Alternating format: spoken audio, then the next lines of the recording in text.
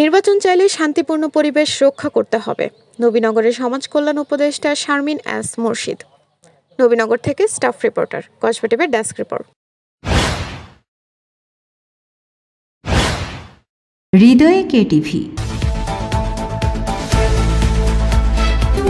Kasba TV, হৃদয়ে বাংলা। সমাজ কল্যাণ উপদেষ্টা শারমিন এস মুর্শিদ বলেছেন, নির্বাচন যদি চান তবে শান্তিপূর্ণ পরিবেশ রক্ষা করতে হবে। সহিংসতা হলে নির্বাচন নষ্ট হয়ে যাবে আর নির্বাচন কঠিন জায়গায় চলে যাবে।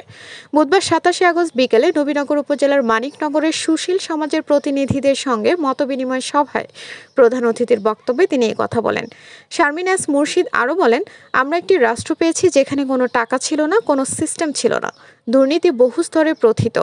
অল্প সময়ে সবটুকু উৎপাটন করা সম্ভব নয়। 1 বছরে মানুষ ধৈর্যহীন হয়ে যাচ্ছে, কিন্তু 15 থেকে 16 বছরের অনিয়ম দুর্নীতি কাটিয়ে উঠতে সময় প্রয়োজন।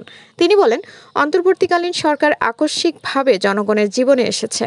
2024 সালের জুলাই আগস্টে ঢাকার রাস্তায় জনসমুদ্রের মতো মুক্তির ঢেউ দেখে মনে হয়েছিল ফেরেশতা নেমে এসেছে। সময় পাল্টে গেছে, তাই রাজনীতিকেও পাল্টাতে হবে। রাজনৈতিক দলগুলো মিলেমিশে জনগণকে একটি নিয়মতান্ত্রিক নির্বাচন উপহার দেবে, এটাই এখন সবার প্রত্যাশা। সভায় নবীনগর উপজেলা নির্বাহী কর্মকর্তা রাজীব চৌধুরী, জেলা পানি উন্নয়ন বোর্ডের নির্বাহী প্রকৌশলী মঞ্জুর রহমান সহ সুশীল সমাজের প্রতিনিধিরা উপস্থিত ছিলেন।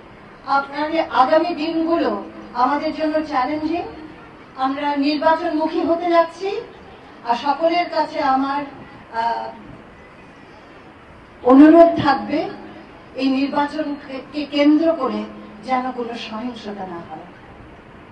সহিংসতা হলেই নির্বাচন নষ্ট হবে, এবং এটা যেন না হয় তার জন্য কি শুধু পুলিশ আর আর্মি যথেষ্ট? তাহলে কি লাগবে? আপনাদেরকে লাগবে না?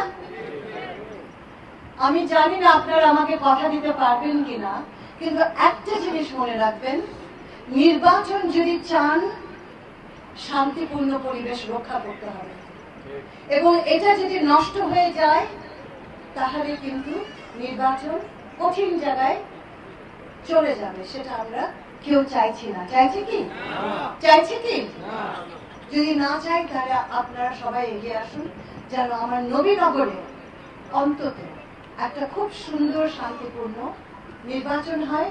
হৃদয়ে কেটিভি, কসবা টিভির সংবাদের সাথে থাকার জন্য ধন্যবাদ জানাচ্ছি। পরবর্তী সংবাদ পেতে আমাদের চ্যানেলটি সাবস্ক্রাইব করে রাখুন। হৃদয়ে কেটিভি।